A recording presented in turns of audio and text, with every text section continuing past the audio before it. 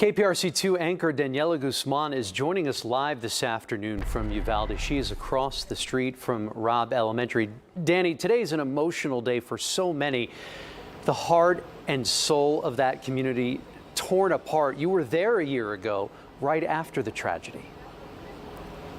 That's right, Andy. We were one of the first crews on the scene. I can tell you, as a journalist, as a mother, it was one of the hardest things that we had to drive up to. But, you know, they also say that time will heal pain. But in this 1 year that has gone by, after speaking to some family members and community members here today, I can tell you that wounds have not been healed. There are still a lot of people in pain, a lot of unanswered, lingering questions for family who lost their babies. They lost their loved ones at this school here behind me a year ago today. This is very far from where we live in Houston. But that doesn't mean that we don't feel their pain. So together, today, we are going to look back. We're going to remember the precious children and those teachers. But we are going to have to start by looking back at the very difficult and the tragic moments, the chaos, all the confusion from the first 72 hours after the Uvalde school massacre.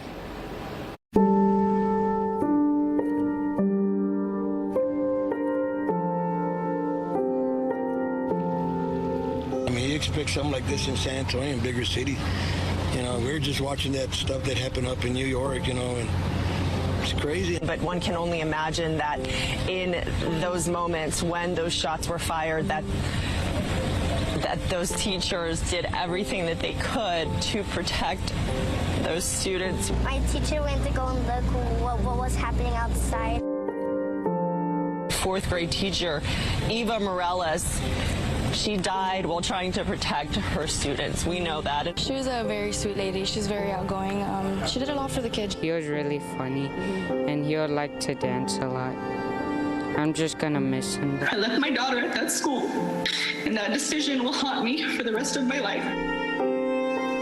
The death toll continues to climb after a gunman went on a rampage in Uvalde.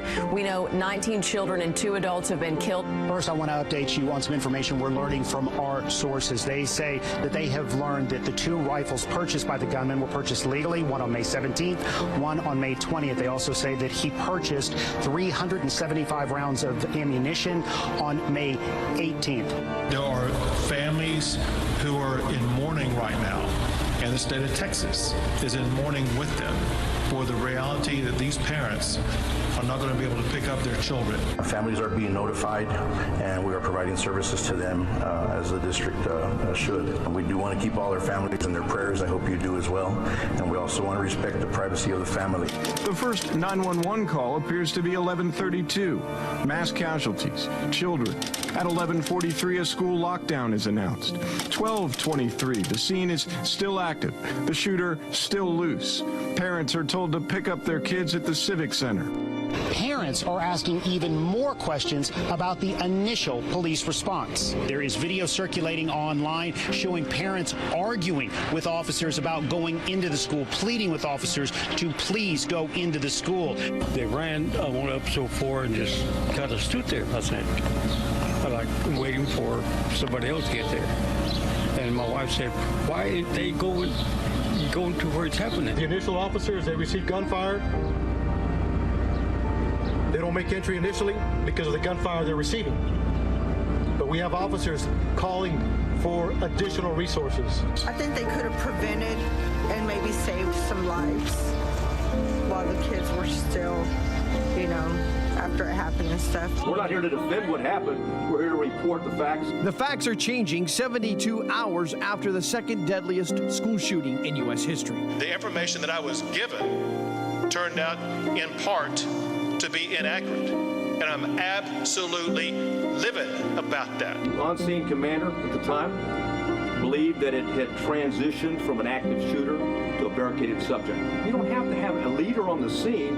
Every officer lines up, stacks up, goes and finds where those rounds are being fired at, and keeps shooting until the subject is dead, period. There's no excuse for that. Well, today, those 22 victims are being remembered in so many ways, and that includes 3 events happening in the Houston area. Tonight at Eleanor Tinsley Park, there is an event that you can attend to. It's called Healing for Uvalde. Organizers will lead a 30-minute meditation and reflection and free a sound bath by playing crystal bowls and some other instruments as well. This event is from 7 to 8 p.m. if you're interested. The park is located at 18 Allen Parkway there in the Houston area. Also tonight at 7:30, Representative Christina Morales and Moms Demand Action are hosting a community vigil in honor of the Uvalde victims at Setterguest Park. Some local leaders, some advocates, community members are encouraged to attend as well. There's a vigil in Seabrook to honor the Uvalde victims. Bay Area Moms Demand Action organizing that one. It's set to begin tonight at 7 o'clock at Clear Lake Park. Those who attend the vigil will meet at the large pavilion, and they're encouraged to wear a red or maroon shirt. We have team coverage here in Uvalde today, and I do want to bring in investigator Mario Diaz. Mario has been here. You arrived yesterday, Mario, and we've been watching so many of your reports. And as I arrived today, the one thing that I noticed and what I've seen you reporting on is this community is really coming together on such a difficult day. And this whole year has been difficult, but today especially, and we just saw something incredible behind us as well. We did. Just a few minutes ago, they had a rosary of balloons that they released from about 35 yards behind us in the grass, and they let it go, and you had a whole bunch of family members, friends. I'm certain there were members of the faculty from the school there, and they just released it into the blue sky here over Uvalde. I want to step away. I want to just show this one scene behind us right now. This has been the constant stream that we have been seeing here throughout the course of the day. You have had so many people from Uvalde, from outside of Uvalde, coming in to remember. In fact, I see Angelia Rose Gomez over there, who's putting down some flowers right now. Her story, she actually went into the school to rescue her 2 kids. Yeah. She was arrested because she actually pushed a member of law enforcement away. For her, this is a very difficult day. I will tell you, this isn't the only place here in Uvalde where we are seeing people gather. Just a few blocks from where I stand right now with Daniela, there is the main square in Uvalde.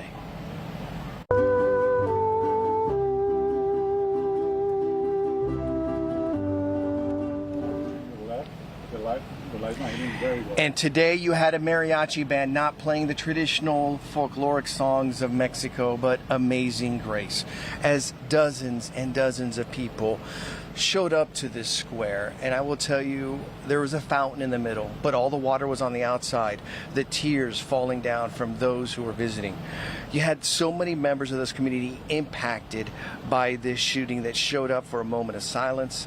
You had members of the clergy, you had rescue dogs, you had the sense that everybody was coming together, not only there, but also in other locations around the community. And I want to show you exactly how they're coming together, because in the blocks that surround the square, there is plenty of color.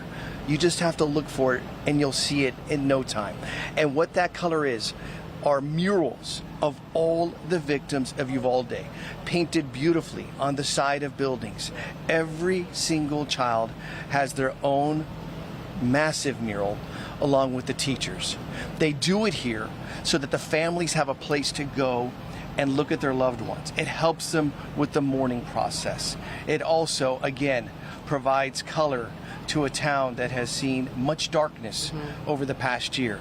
A town that is not only looking to reflect on a day like today, Danielle, but that is trying to move forward as difficult as the circumstances are. And we know that is because of what we saw inside of that hallway, inside those hallways last year, the inaction of law enforcement. And so many of these parents have turned their pain into a fight, a political action, and they weren't planning on being, in politics, but this is something that is driving their pain and their rage, and today they're pausing from that. They don't want to talk about that, they said. They want to honor their loved one and their family member, and that is a day that we're all respecting. And you see the crosses behind us with the pictures and strangers and family members just coming up and saying a prayer, singing, crying, hugging, laughing. It's really just an incredible place to sit and watch. So much love and just unity.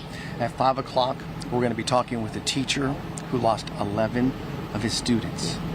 He's a fourth grade teacher here. He spoke with me earlier today. He did talk a little bit about that fight. And at 6 o'clock, we're going to talk about how this small, tiny town that you think is very much together is very much divided. Yeah,